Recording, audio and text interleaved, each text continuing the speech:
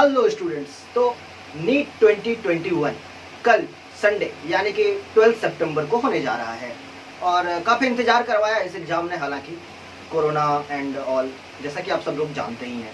तो उम्मीद करता हूँ आप लोग इसके लिए वेल प्रिपेयर्ड होंगे। ये लास्ट के कुछ घंटे अभी बचे हुए हैं, तो इन घंटों में हम लोग क्या करें और किस तरीके से एग्ज़ाम को अप्रोच करें, ये दोनों बातें हम लोग आज डिस्कस करने वाले हैं।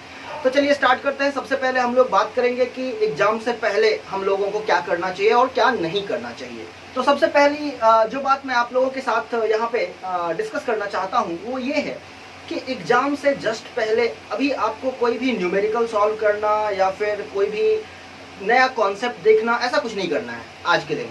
आज के दिन सिर्फ आप उन चीज़ों को करें जिनको आप कई बार कर चुके हैं ऑलरेडी। कई बार आपने ऐसे फॉर्मूला या फिर ऐसा कोई इक्वेशन हो गया या ऐसा कोई कॉन्सेप्ट हो गया जिसको आप ऑलरेडी कई बार कर चुके हैं, just go through it.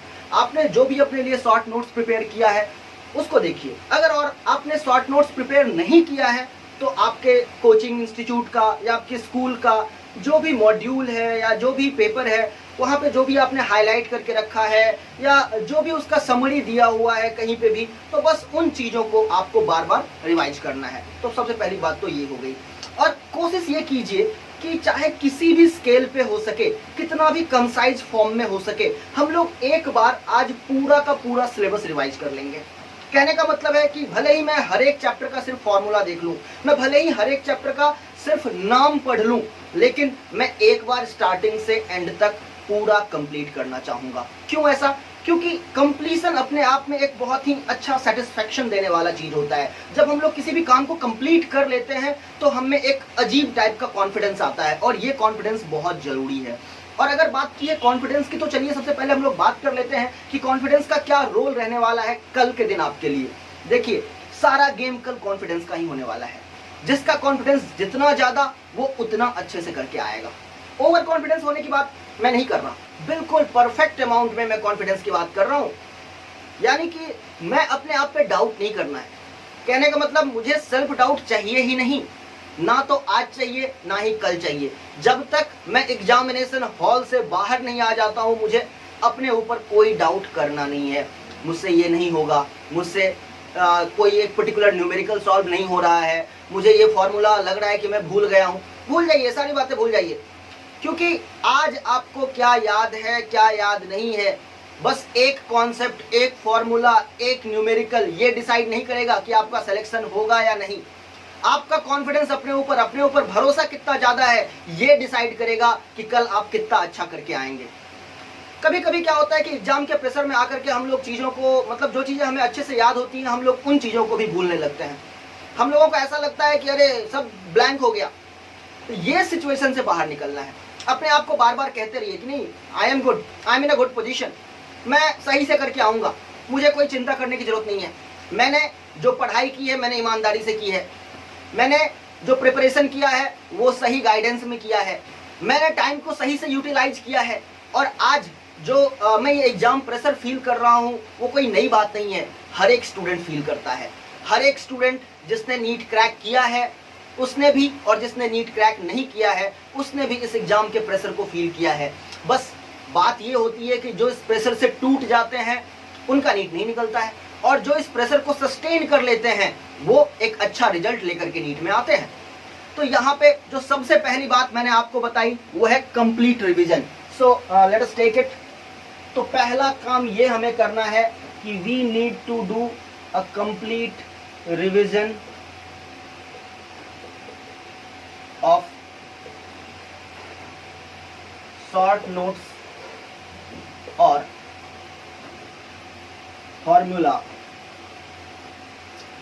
Of all 3 subjects.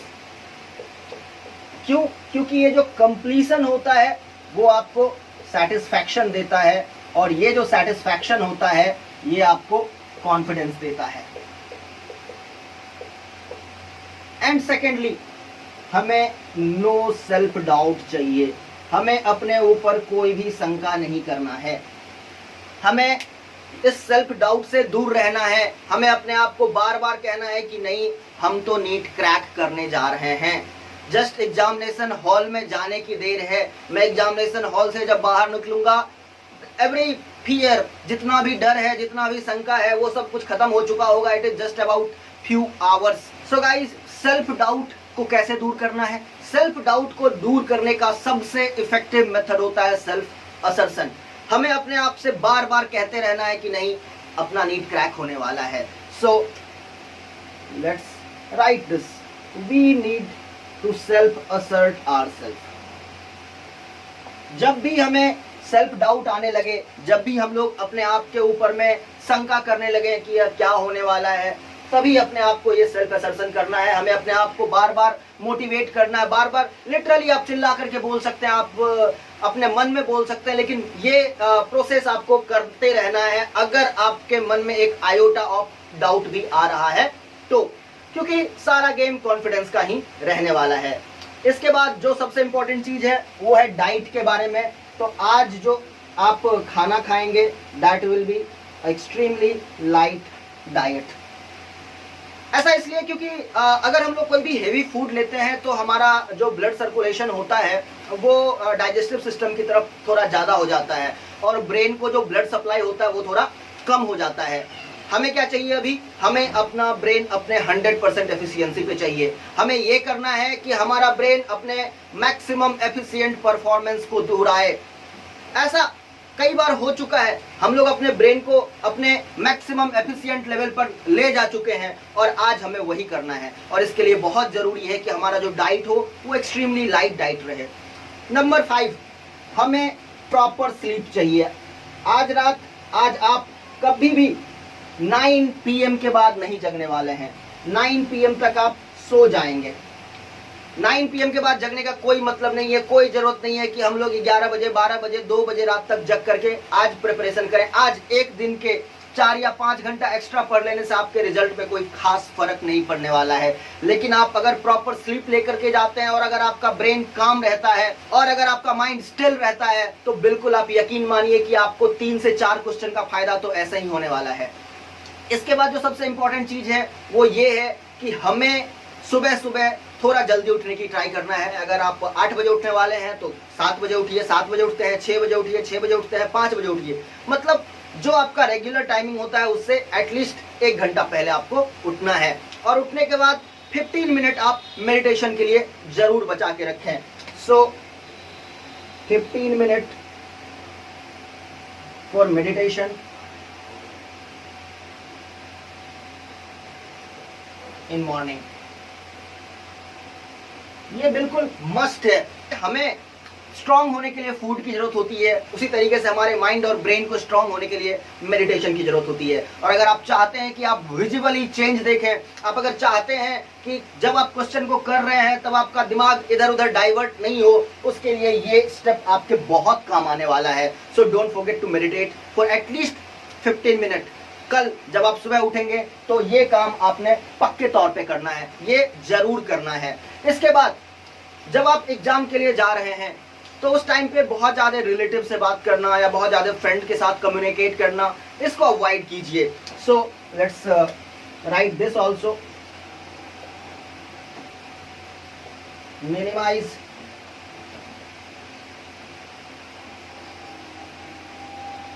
Communication. तो एग्जाम देने से पहले हम लोग जितने कम लोगों से हो सके उतने कम लोगों से बात करें। हम लोग खुद में रहें, खुद में कॉन्फिडेंट रहें, खुद में मोटिवेटेड रहें। दूसरों से हम लोग एग्जामिनेशन हॉल से निकलने के बाद भी बात कर सकते हैं कि हमारा एग्जाम कैसा गया, नहीं गया। उससे पहले डिस्कस करने का कोई खास फायदा है नहीं, हालांकि हमारा दिमाग डाइवर्ट हो जाता है। बेसिक आइडिया ये है कि अपने दिमाग को मिनिमम नंबर ऑफ सब्जेक्ट्स दें सोचने के लिए, क्योंकि अगर आपके दिमाग में कोई भी और सब्जेक्ट आ जाता है, कुछ भी और टॉपिक आ जाता है, तो ऐसा भी पॉसिबल है कि जब आप एग्जाम हॉल में बैठे हुए हैं तो भी आपका माइंड जो है उधर डाइवर्ट हो जाएगा। तो इस चीज से बचने के लिए जितना कम कम्युनिकेट करें उतना बेटर रहेगा। अब आ जाते हैं ड्यूरिंग एग्जाम हमने क्या करना है। एग्जामिनेशन हॉल में घुस गए, हमारे सामने में क्वेश्चन पेपर है, उस टाइम पे हमें क्या करना है और किस तरीके से क्वेश्चन पेपर को अप्रोच करना है, ये बातें अभी हम लोग करने वाले हैं। तो देखिए, सबसे पहले हमें अपने ब्रीदिंग रेट पे ध्यान देना पड़ेगा। जब भी एग्जाम स्टार्ट होने वाला है, आपको क्वेश्चन पेपर मिल रहा है, आपके दिमाग में अगर 10 टाइप की चीजें चल रही है उन सब चीजों को भूल जाएं। जब तक आपके हाथ में क्वेश्चन पेपर नहीं आ जाता है, try to control your breathing, so that is very important.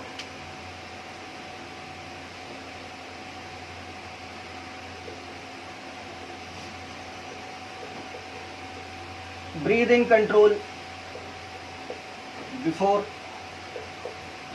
Starting the exam.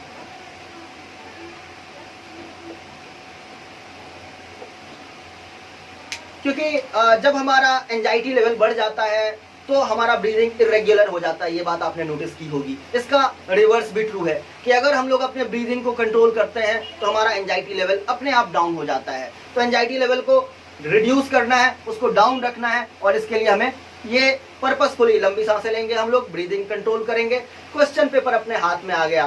देखिए यूजुअली कोई भी एक फिक्स्ड थंब रूल नहीं है कि ऐसा करना ही है हमें एग्जाम के लिए, और ये होना भी नहीं चाहिए। कहने का मतलब है कोई भी प्री जम्पशन लेकर के हमें नहीं चलना है। हम लोगों को अपने दिमाग में पहले से कुछ भी सोच करके नहीं जाना है कि नहीं अपने को पहले बायोलॉजी ही खत्म करना है, पहले केमिस्ट्री ही खत्म करना है, या पहले मैथ्स ही खत्म करना है। नहीं, हम लोग अडेप्टिव होंगे। जो सिचुएशन आएगा, क्वेश्चन का जो लेवल होगा या क्वेश्चन का जो पैटर्न होगा, उसको देखते हुए हम लोग अपने आप को अडेप्ट कर सकें। सो ये अडेप्टेशन बहुत जरूरी है, क्योंकि कभी भी जो हम लोग अगर स्ट्रिक्ट प्लान को लेकर के चलते हैं तो उसमें चांसेस है कि अगर हमारा प्लान वर्क नहीं किया तो हम लोग सीधे फेल हो जाएंगे। लेकिन अगर हम लोग सिचुएशन के हिसाब से अपने आप को अडेप्ट कर सकते हैं तो हम लोग ऐसे सिचुएशन में भी एक्सेल कर सकते हैं जो कि हमारे लिए ज्यादा प्रेफरेबल ना रहा हो। सो हमें ओपन माइंड रखना है विद नो प्री एजम्पशन।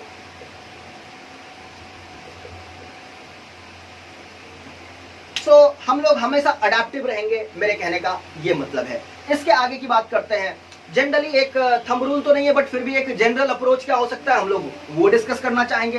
तो जनरल अप्रोच की अगर बात करें तो 95% स्टूडेंट जो कि नीट देने जाते हैं उनका अप्रोच ये होता है कि वो पहले बायोलॉजी को ही सॉल्व करते हैं, and there is nothing wrong about that. तो सबसे पहला काम आप यही करें कि आप अपने बायोलॉजी के क्वेश्चंस को सॉल्व कर लें, क्योंकि उसको करने के बाद आपके पास एक क्लियर कट आइडिया रहता है कि आपके हाथ में कितना टाइम बचा हुआ है। तो कहने का मतलब है बायोलॉजी फर्स्ट।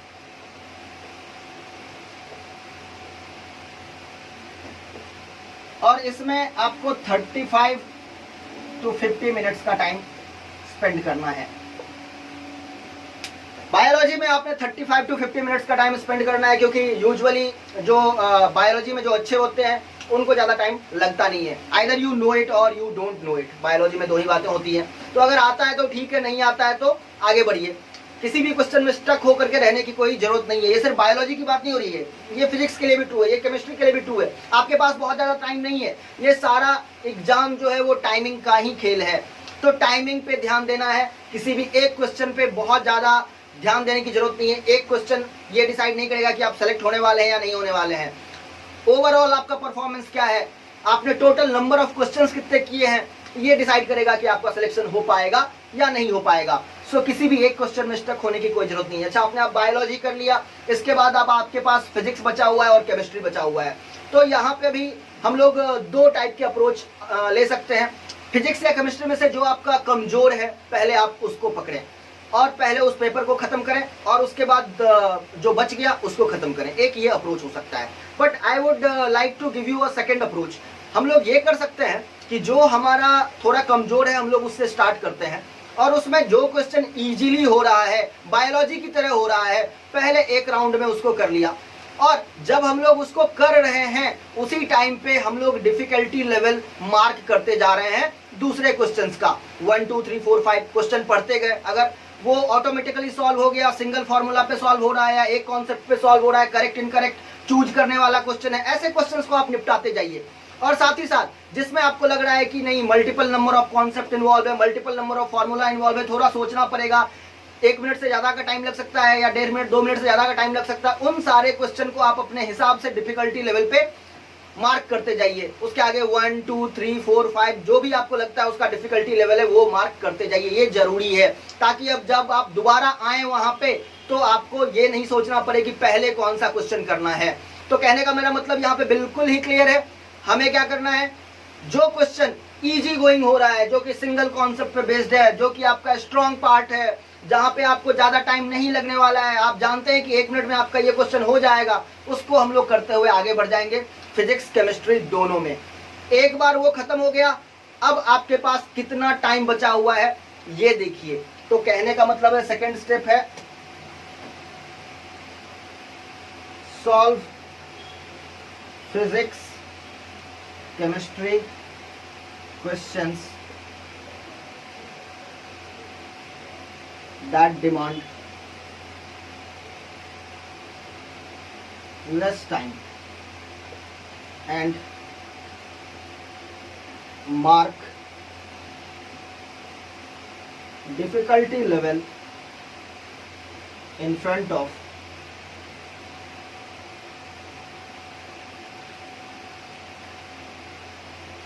other questions।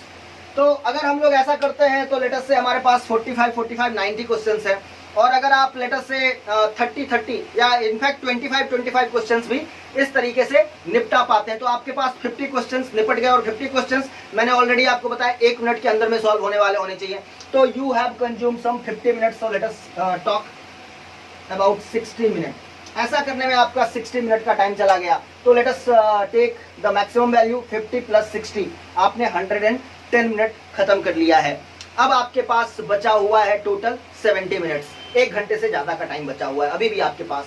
और अब आपके पास सारे क्वेश्चन का जो डिफिकल्टी लेवल है वो आपको दिख रहा है। अब हमें क्या करना है, जो लेस डिफिकल्ट है, जो लीस्ट डिफिकल्ट है, उसको पहले करना है और ग्रेजुअली फिर हमें आगे बढ़ना है। और ध्यान रखना है किसी भी क्वेश्चन में, चाहे वो लीस्ट डिफिकल्ट ही आपने क्यों नहीं मार्क कर दिया है, अगर उसको सॉल्व करने में आपको थोड़ी सी भी डिफिकल्टी आ रही है, 1 मिनट से 1.5 मिनट हो गया ठीक है, 1.5 से 2 मिनट हो गया फिर भी चलेगा, अभी 2 से 2.5 इतना काफी है। अगर इतने टाइम में भी वो क्वेश्चन आपसे नहीं हो रहा है, बंद कर दीजिए, वो क्वेश्चन आपका एनिमी है, वो आपका टाइम भी कंज्यूम कर रहा है, आगे भी नहीं बढ़ने दे रहा है, और इसकी कोई गारंटी भी नहीं है कि वो क्वेश्चन आपसे सॉल्व हो ही जाएगा। सो avoid those question.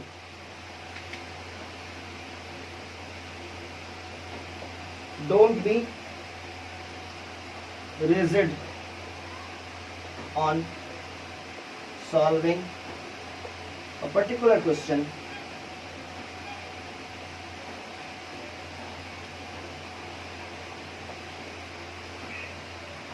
that takes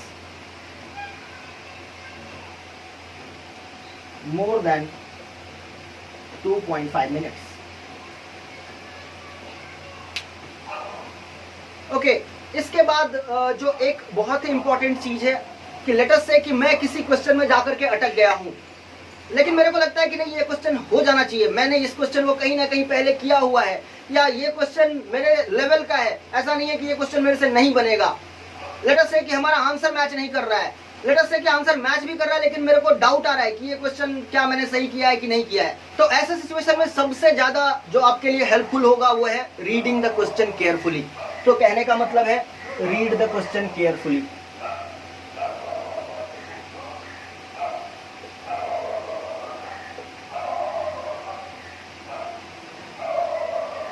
if stuck, अगर आप किसी एक पर्टिकुलर क्वेश्चन में जाकर के स्टक हो जाते हैं या फिर आपको उस क्वेश्चन पे किसी भी तरह का डाउट आता है, तो ये सबसे इंपॉर्टेंट स्टेप है।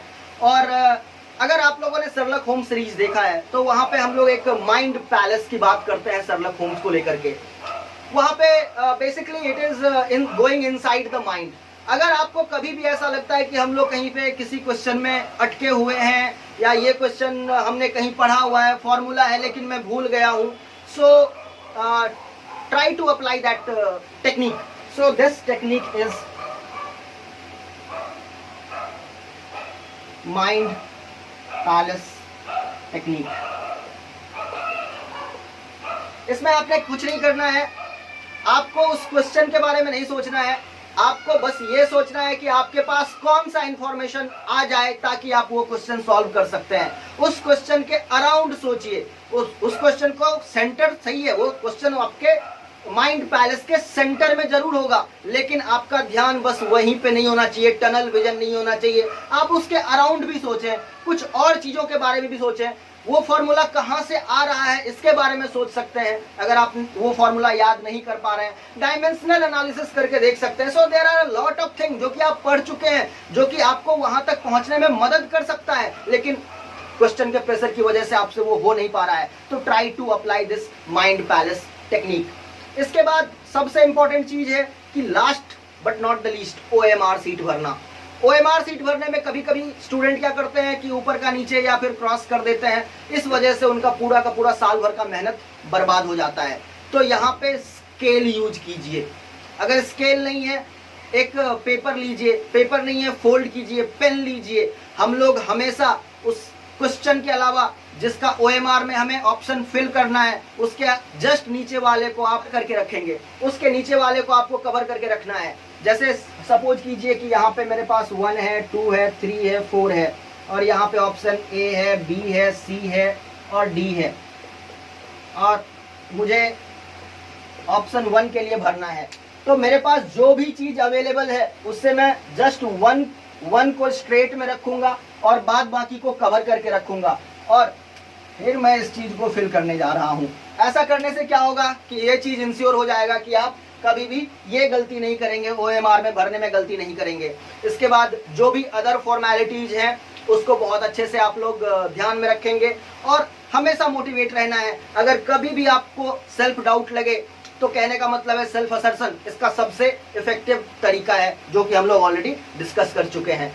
और एक इंपॉर्टेंट बात मैं यहाँ पे ये बताना चाह रहा हूँ कि क्वेश्चन के लेवल को लेकर के आपको चिंता करने की जरूरत नहीं है। आपको ये नहीं सोचना है अच्छा पिछली बार तो इतना ज्यादा हाई कट ऑफ गया था, इस बार क्या होगा, इस बार तो मेरा इतना क्वेश्चन बन नहीं रहा है। या फिर कभी कभी इसका उल्टा भी होता है, अरे इस बार मेरे से इतना क्वेश्चन बन रहा है, कहीं गलत तो नहीं कर रहा हूँ, let us reduce the number of question that I am going to attempt. नहीं, ऐसा कुछ करने की जरूरत नहीं है। जो चल रहा है गो विद द फ्लो। अगर क्वेश्चन का लेवल हार्ड है तो वो सबके लिए हार्ड है, कट ऑफ अपने आप नीचे चला जाएगा, आपको कुछ भी करने की जरूरत नहीं है। अगर क्वेश्चन का लेवल लो है, आपसे ज्यादा क्वेश्चन बन रहे हैं, कोई दिक्कत नहीं है, don't try to reduce your attempted questions number. जो बन रहा है बनने दीजिए। इन चीजों के बारे में आपको एग्जामिनेशन हॉल में बैठ करके सोचने की कोई भी जरूरत नहीं है। आप अपना बेस्ट करके आइए। जो आपने सालों की मेहनत करी हुई है इस एक दिन के लिए आप अपना 100% दीजिए, और बिल्कुल आप निश्चिंत हो जाइए कि आपका नीट 2021 क्रैक होगा ही होगा। So guys, stay motivated and do your best and crack NEET 2021। Thank you.